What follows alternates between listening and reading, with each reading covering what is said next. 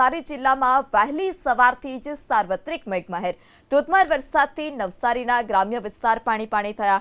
જલાલપુરના ખરસાડા ગામમાં વરસાદી પાણી ભરાયા। મુખ્ય માર્ગ પર પાણી ભરાતા સ્થાનિકોને હાલાકી ભોગવવાનો વારો આવ્યો હતો। તો જલાલપુરના ખરસાડ ગામમાં વરસાદી પાણી ફરી વળ્યા છે। દર વર્ષની આ જ પ્રકારની સ્થિતિ છે, ત્યારે પાલિકાની નબળી કામગીરી કે જે સ્પષ્ટપણે દેખાઈ રહી છે। મુખ્ય માર્ગ પર પાણી ભરાતા સ્થાનિકોને હાલાકી। નવસારી જિલ્લાના તમામ તાલુકાઓમાં પડેલા વરસાદના કારણે જનજીવન પ્રભાવિત થયું છે। દ્રશ્યો સીધા બતાવવા માંગીશ। જલાલપોર તાલુકાના ખરસાડ ગામના દ્રશ્યો છે। ખરસાડથી પનારને જોડતો આ માર્ગ છે કે જ્યાં અત્યારે પાણી ભરાઈ ગયા છે।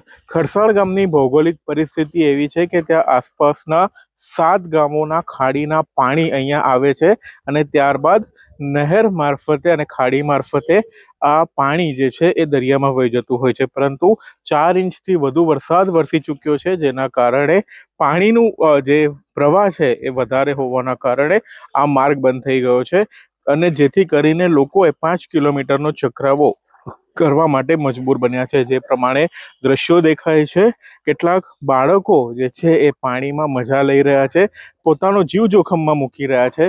જોકે આ માર્ગ તો બંધ કરી દેવામાં આવ્યો છે, પરંતુ પાણી જે છે એનો નિકાલ હજી સુધી થઈ શક્યો નથી, જેથી કરીને ખરસાડ અને પનાર ગામથી આગળ જે ગામો છે કાંઠા વિસ્તારના એને જોડતા માર્ગ જે છે એ પ્રભાવિત થયા છે।